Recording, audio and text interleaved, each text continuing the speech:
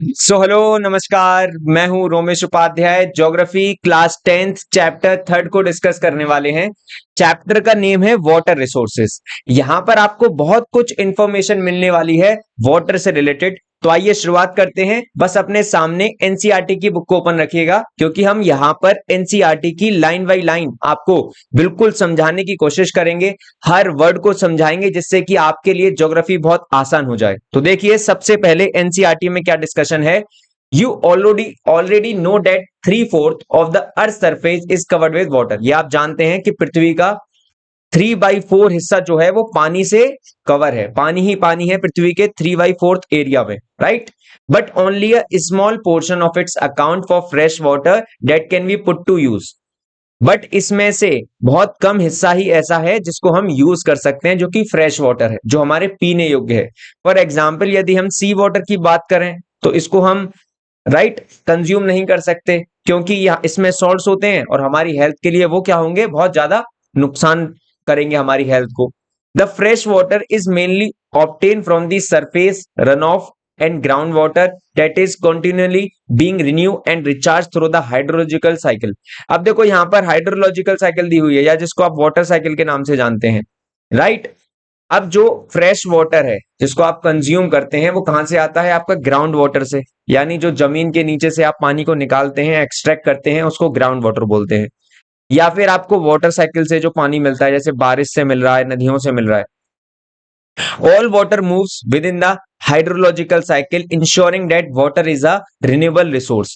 तो देखिए, सारा पानी जो है ना वो हाइड्रोलॉजिकल साइकिल में ही मूव करता रहता है, और इसीलिए वाटर क्या है, एक रिन्यूएबल रिसोर्स है।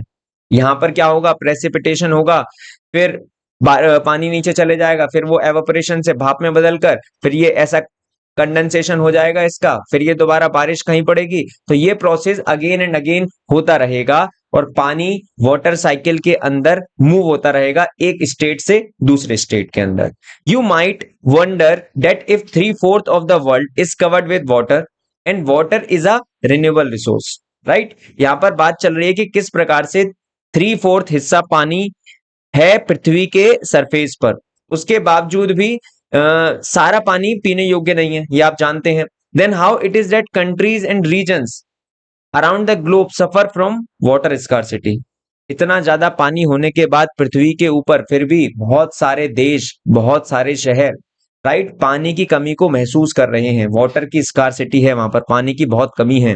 Why is it predicted that by 2025 nearly 2 billion people will live in the absolute water scarcity? देखिए, यदि हम 2025 की बात करें तो लगभग 2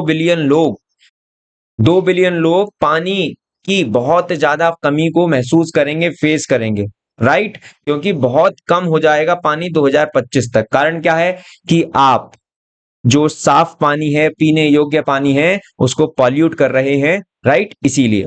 नेक्स्ट यहां पर चर्चा हो रही है, कुछ वाटर से रिलेटेड फैक्ट्स दिए हुए हैं एनसीईआरटी में, ध्यानपूर्वक देखिएगा। यहां पर सबसे पहले 96.5% of the total volume of the world water is estimated to exist as oceans and only 2.5% as fresh water. तो देखिए, अब ज्यादातर पानी तो कहां पर है, आपको ओशियन में दिखेगा। 96.5% वाटर जो दुनिया का पूरा अर्थ पर जो पानी आपको पाया जाएगा वो ओशियंस में सबसे ज्यादा है। उसके बाद 2.5% बस ऐसा हिस्सा है जो कि फ्रेश वाटर है, जिसमें से कि अगर फ्रेश वाटर को भी हम डिवाइड करें कि कहां कहां पर फ्रेश वाटर हमको मिलता है, तो देखिए ध्यानपूर्वक, राइट। यहां पर आपको 70% वाटर, फ्रेश वाटर देखने को मिलेगा कहां पर, आइस शीट्स और ग्लेशियर्स। अब ये आइस शीट्स, ग्लेशियर्स क्या होते हैं, पर्वत होते हैं, पहाड़ होते हैं। वहां पर आपको ऐसे बर्फ की चट्टानें देखने को मिलती हैं ना, वहां पर पानी स्टोर होता है, या उसको ग्लेशियर्स बोलते हैं। तो अंटार्कटिका में जो ग्लेशियर्स हैं, या फिर आपको जो पहाड़ों पर आइस शीट्स देखने को मिलेंगी, वहां पर 70% पानी फ्रेश वाटर, राइट, है। Greenland and the mountain regions of the world, while a little less than 30% is stored as ground water. और यदि हम 30% पानी की बात करें फ्रेश वाटर की, तो वो आपको ग्राउंड वाटर में दिखेगा, यानी नीचे, right, in the world aquifers. अब समस्या क्या है कि पानी, एक तो 96.5% वाटर तो आपका पीने योग्य बचा नहीं, क्योंकि ये कैसा है, आपका सी वाटर है, ओशियंस में पानी जो होता है वो पीने योग्य नहीं होता है। अब जो 2.5% वाटर है वो अलग अलग स्टेट में है। कहीं पर आपको नदियों में दिखेगा, कहीं ग्राउंड वाटर दिखेगा, कहीं ग्लेशियर्स में देखने को मिलेगा, right. India receives nearly 4% of the global precipitation. Bharat के अंदर यदि हम दुनिया की बात करें तो 4% प्रेसिपिटेशन होता है, यानी बारिश होती है। और इंडिया की रैंक है 133 किसमें, टर्म्स ऑफ वाटर अवेलेबिलिटी पर पर्सन पर एनम, यानी इंडिया 133 में रैंक पर आता है कि प्रति इंसान पर कितना पानी मिल रहा है उसको। यानी फॉर एग्जांपल हम ऐसे समझने की कोशिश करते हैं कि पर पर्सन कितना वाटर को कंज्यूम कर रहा है या इसके पास कितना पानी है अपनी जरूरतों को पूरा करने के लिए। The total renewable water resource of India are estimated at 1897 square kilometre per annum. Per annum का मतलब है सालाना, ठीक है, एक साल में। तो जो टोटल रिन्यूएबल रिसोर्स की बात करें पानी के, तो भारत के अंदर लगभग इतना स्क्वायर किलोमीटर एरिया है, 1897 स्क्वायर किलोमीटर एरिया। अब यहां पर एक और 2025 की बात की गई है कि ज्यादातर ये कंट्रीज प्रिडिक्ट कर रही हैं कि 2025 में भारत उन कंट्रीज को ज्वाइन कर लेगा जहां पर एब्सोल्यूट वाटर स्कार्सिटी है, जहां पर पानी की बहुत ज्यादा कमी है, राइट। और ये रिपोर्ट है आपकी यूएन की, यूनाइटेड नेशंस की, और ये 2003 की रिपोर्ट है, अब तो पुरानी है, बहुत पुराना डाटा दिया हुआ है एनसीईआरटी में, राइट। चलिए नेक्स्ट टॉपिक है water scarcity and the need for water conservation and management, यानी पानी की कमी है। अब आपको किस प्रकार से पानी को ढंग से यूज करना है और उसको कंजर्व करना है और मैनेज करना है जिससे ये स्कार्सिटी यानी कमी जो है पानी की वो खत्म हो जाए। अब यहां पर देखिए, given the abundance and renewability of water, it is difficult to imagine that we may suffer from water scarcity। इतना ज्यादा पानी होने के बावजूद भी, है ना, ये हम इमेजिन नहीं कर सकते कि हम पानी की कमी से सफर हो रहे हैं। पानी की कमी हमारे लिए बहुत ज्यादा चिंता का कारण बना हुआ है, जबकि इतना हिस्सा 3/4 हिस्सा पानी ही पानी है पृथ्वी पर। The moment we speak of water shortages, यदि हम पानी की कमी की चर्चा करते हैं तो देखिए क्या होगा, we immediately associate it with regions having low rainfall. हमारे दिमाग में तुरंत यदि हम पानी की कमी की बात करेंगे तो हमें ऐसे एरियाज दिमाग में आएंगे जहां पर पानी की कमी होती है। जैसे फॉर एग्जांपल इंडिया की बात करें तो आपका गुजरात हो गया, राजस्थान हो गया, राइट। ये सब एरिया कैसे हैं, ये सब एरिया ऐसे हैं जहां पर बारिश कम होती है, राइट। या फिर ड्रॉट प्रोन एरियाज, ड्रॉट मतलब जहां पे सूखा पड़ा रहता है। राजस्थान के बहुत सारे ऐसे हिस्से हैं जहां पे बारिश नहीं होती है, right. We instantaneously visualise the deserts of Rajasthan and women balancing many matkas, मटका जो अर्थन पॉट बोलते हैं इंग्लिश में इसको, राइट। तो पानी को भरने के लिए, कलेक्ट करने के लिए 10-10 किलोमीटर, ये हमने पहले चैप्टर्स में पढ़ा है, forest and wild life resources में पढ़ा है, रिसोर्सेज वाले चैप्टर में भी पढ़ा है कि जो राजस्थान में महिलाएं रहती हैं 10 किलोमीटर चलती हैं डेली वाटर को कलेक्ट करने के लिए। आप सोचिए कितनी कमी है वहां पर पानी की, right. Use for collecting and storing water and travelling long distance to get water. बहुत लंबा चलना पड़ता है पानी को कलेक्ट करने के लिए, जो कि हम यहां पर सड़कों पर उसको बहा देते हैं।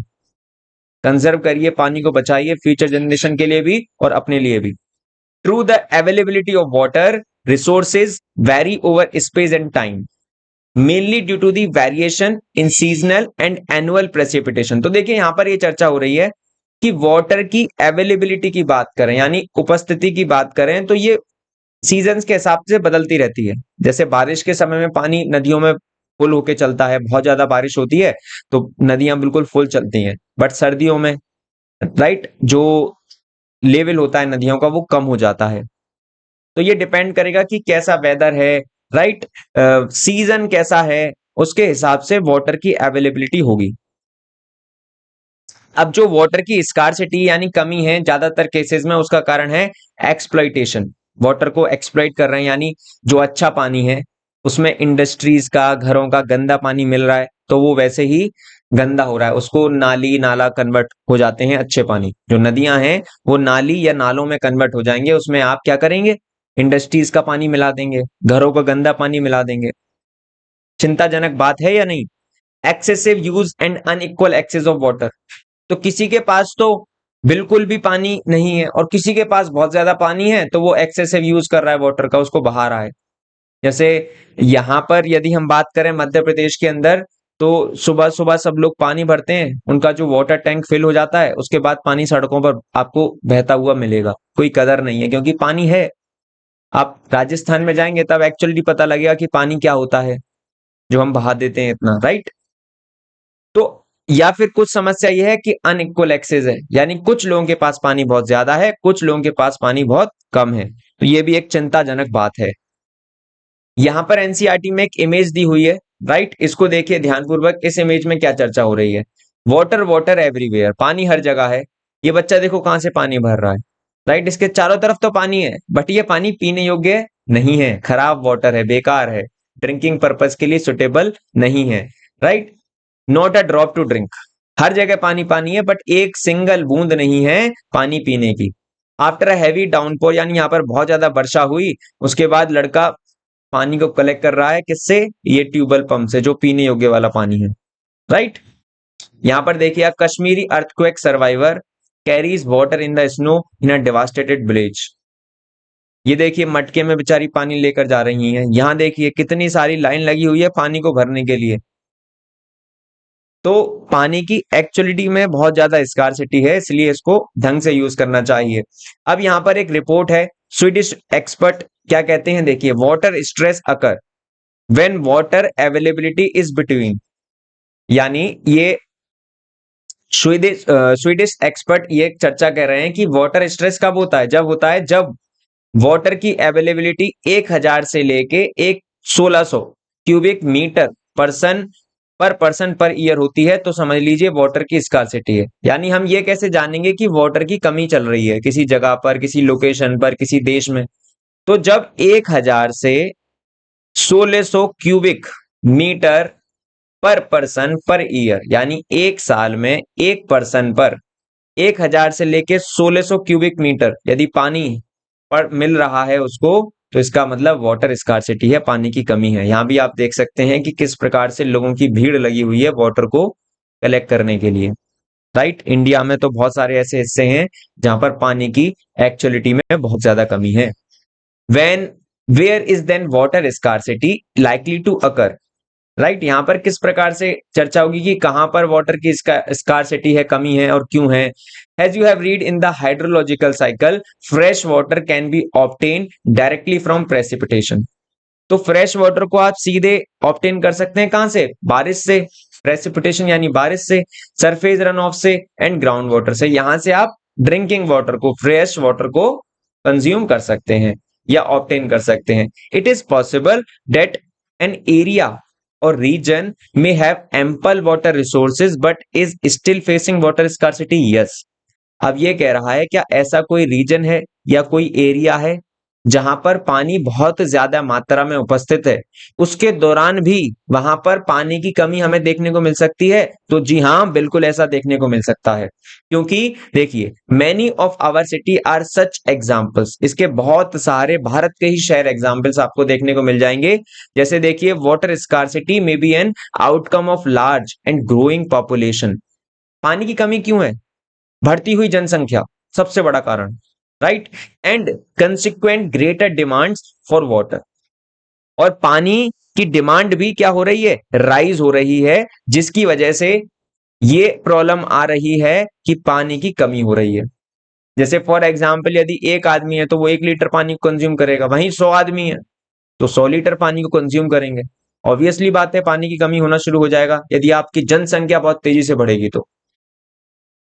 और अनइक्वल एक्सेस की अभी हमने चर्चा करी थी, यानी कुछ लोगों के पास पानी की कमी बहुत ज्यादा है और कुछ लोगों के पास बिल्कुल भी कमी नहीं है। अनइक्वल का मतलब क्या है? किसी के पास बहुत ज्यादा है, किसी के पास बिल्कुल भी नहीं है या बहुत कम है। A large population means more water. तो बढ़ती हुई जनसंख्या के लिए सिर्फ वो पानी पीते नहीं है, खेती भी तो करेंगे ना, एग्रीकल्चर करेंगे, वहां पर भी ज्यादा कंजप्शन होगा वाटर का। तो देखिए, not only for domestic use, domestic use का मतलब क्या है? सिर्फ घर के लिए यूज नहीं करते, but also to produce more food, ज्यादा खाना बनाने आपका एग्रीकल्चर करने के लिए, क्रॉप प्रोडक्शन को बढ़ाने के लिए। Hence to facilitate higher food grain production, इसकी वजह से क्या होगा, फूड प्रोडक्शन को बढ़ाएंगे, राइट। तो यहां पर वाटर को बहुत ज्यादा एक्सप्लॉइट किया जाता है। और क्या करेंगे, कुछ लोग तो क्या करते हैं कि अपने इरिगेटेड एरिया को एक्सपेंड करते हैं ड्राई सीजन्स में, जब यानी पानी की कमी है उस वक्त अपने इरिगेटेड एरिया को बढ़ा देंगे, यानी जहां पर पानी से खेत की जुताई होती है उसके एरिया को बढ़ा देंगे। उससे क्या होगा, पानी की कमी होना लाजमी है। You may have seen in many television advertisement that most farmer have their own wells and tubewells in their farms for irrigation to increase their produce. तो आपने ये देखा होगा बहुत सारे टीवी कमर्शियल एड्स में, पिक्चरों में, कि बहुत सारे किसानों के पास तो खुद का पंप होता है, खुद की ट्यूबवेल्स होती हैं, खेत में ही लगा रहता है उनका। उससे क्या करते हैं कि ग्राउंड वाटर को निकाल रहे हैं और उससे एग्रीकल्चर कर रहे हैं, क्रॉप प्रोडक्शन कर रहे हैं और बहुत ज्यादा मात्रा में वाटर को एक्सप्लॉइट कर रहे हैं, right. But you have ever wonder what this could result in. आपने कभी सोचा है कि इस ऐसे काम करने से, नीचे से पानी निकालने से क्या हो सकता है। That is may lead to falling ground water. अब ग्राउंड वाटर की लेवल मानिए पहले यहां पर थी, अब आप पानी को बहुत ज्यादा निकालते जा रहे हैं तो ये लेवल घटकर और कम होती जाएगी, कम होती जाएगी, एक समय ऐसा आएगा यहां आ जाएगी। तो जब नीचे यानी ग्राउंड वाटर को भी आप एक्सप्लॉइट कर दोगे तो फिर पानी कहां से लोगे, हर जगह से आप मतलब पीने योग्य पानी भी नहीं छोड़ोगे आप अपने लिए, राइट। तो होगा क्या, that is may lead to falling groundwater level adversely affecting water availability, और यानी पानी की उपस्थिति को बहुत तेजी से कम करेगा और फूड सिक्योरिटी, राइट, भी लोगों की इसमें चिंता का कारण बन सकती है। क्योंकि फूड सिक्योरिटी का मतलब क्या है, फूड सिक्योरिटी का मतलब ये है कि खाने की भी कमी हो सकती है। पोस्ट इंडिपेंडेंट इंडिया की बात करें यानी आजादी के बाद की जो भारत है उसमें बहुत तेजी से आपको इंडस्ट्रियलाइजेशन देखने को मिला, यानी बहुत सारी इंडस्ट्री सेटअप हुई, अर्बनाइजेशन यानी शहरीकरण हुआ, लोग गांव से शहरों में आए। इससे क्या हुआ कि बहुत सारी उनको अपॉर्चुनिटीज तो मिली, बट इसके साथ साथ उन्होंने अपॉर्चुनिटी के साथ साथ अपना डेवलपमेंट किया, बट पर्यावरण का ध्यान नहीं दिया, वाटर का ध्यान नहीं दिया। Today large industrial houses are as common place as the industrial units of many MNCs. तो भारत में अभी बहुत सारी एमएनसीज हैं, मल्टीनेशनल कॉर्पोरेशंस या फिर मल्टीनेशनल कंपनीज आप बोल सकते हैं इनको। तो ये क्या करेंगे कि देखिए जो फ्रेश वाटर है उस पर बहुत ज्यादा प्रेशर एक्सर्ट करेंगे। किस प्रकार से करेंगे, अब जो इंडस्ट्री का बहुत बेकार पानी है, राइट, वेस्ट वाटर है, वो जाके मिल जाएगा आपका किसमें, नदियों में, जिससे पानी खराब हो सकता है। Much of this energy come from hydro electric power. अब देखिए हाइड्रो इलेक्ट्रिक पावर प्लांट्स क्या होते हैं, जहां पर पानी की मदद से, वाटर की मदद से हम बिजली का उत्पादन कर रहे हैं, इलेक्ट्रिसिटी का प्रोडक्शन कर रहे हैं। यदि इंडिया की बात करें तो 22% जो भारत में प्रोडक्शन होती है वो होती है आपकी किससे, हाइड्रो इलेक्ट्रिक पावर प्लांट्स यानी पानी की मदद से। More over multiplying urban centres with large and dense population. देखिए क्या होगा कि अब शहरों में बहुत ज्यादा पॉपुलेशन डेंस हो गई है, यानी एक ही गली मोहल्लों में हजारों लोग रह रहे हैं, राइट। उनकी लाइफ स्टाइल भी बहुत तेजी से बदली है। And urban life style have not only added to water and energy requirement but have further aggravated the problem. तो देखिए लाइफ स्टाइल बदली है, कंजप्शन पैटर्न बदला है, और इससे क्या होगा, प्रॉब्लम्स भी तो जनरेट होंगी। देखिए अब क्या होगा, किस प्रकार से चीजें होंगी। If you look into the housing societies और colony in the city you would find that most of these have their own ground water pumping device to meet their water needs. अब जो पैसे वाले लोग हैं वो क्या करते हैं, इस प्रकार की वाटर पंप को लगा लेते हैं अपने घरों में और सीधे ग्राउंड वाटर को एक्सट्रैक्ट कर रहे हैं, और फिर जितना यूज है उतना तो कर ही रहे हैं, और यूज नहीं है उसके अलावा भी कर रहे हैं, यानी एक्सप्लॉइट किए जा रहे हैं। इससे क्या होगा कि वाटर एक्सप्लॉइट होना शुरू हो जाएगा, और इससे क्या देखने को मिलेगी कि उसी शहर में, उसी जगह पर, उसी लोकेलिटी में, कॉलोनी में वाटर स्कार्सिटी आपको देखने को मिलेगी। So far we have focus on the quantitative aspects of water scarcity. तो हमें यहाँ पर क्या करना चाहिए कि ये फोकस करना चाहिए कि हमें क्वांटिटेटिव एस्पेक्ट सोचना चाहिए वाटर स्कार्सिटी का, क्वांटिटी के बेसिस पर चर्चा करनी चाहिए। Now let us consider another situation. अब एक अनदर सिचुएशन लेते हैं कि where water is sufficiently available, यानी कहीं ऐसी जगह पर पानी की उपस्थिति पर्याप्त है, उसके दौरान भी क्या होगा कि लोग अपनी जरूरतों को पूरा कर रहे हैं पानी के हिसाब से, बट फिर भी कुछ ऐसे एरियाज होंगे वहां पर जो अभी भी पानी की स्कार्सिटी को फेस कर रहे होंगे, यानी पानी की कमी को फेस कर रहे होंगे। The scarcity may be due to bad quality of water. अब जो पानी है वहां पर वो अच्छा पानी नहीं है, मतलब गुड नहीं है, जिसके अंदर गंदगी हो सकती है, सॉल्ट्स हो सकते हैं जो आपकी हेल्थ के लिए हानिकारक हो सकते हैं। Lately, there has been a growing concern that even if there is ample water to meet the need of the people, देखिए एम्पल का मतलब क्या है, कहीं पर पर्याप्त पानी है जो कि इंसानों की जरूरतों को पूरा कर रहा है, बट उसके बावजूद क्या करते हैं लोग कि उसको पॉल्यूट कर देते हैं। डोमेस्टिक जैसे घर से जो किचन का पानी है, बाथरूम का वाटर है, या जो भी वेस्ट वाटर है, या इंडस्ट्रियल वेस्ट है, केमिकल है, पेस्टिसाइड्स हैं, ये सब क्या मिलेंगे आपके, सब मिल जाएंगे अच्छे पानी में, उसको कर देंगे दूषित, खराब कर देंगे। तो यहाँ पर यही चर्चा हो रही है कि आपको केमिकल्स, पेस्टिसाइड्स जो खेती में यूज किए जाते हैं, फर्टिलाइजर्स, राइट, ये क्या करेंगे कि ह्यूमन यूज का जो वाटर है उसको कर देंगे खराब, राइट।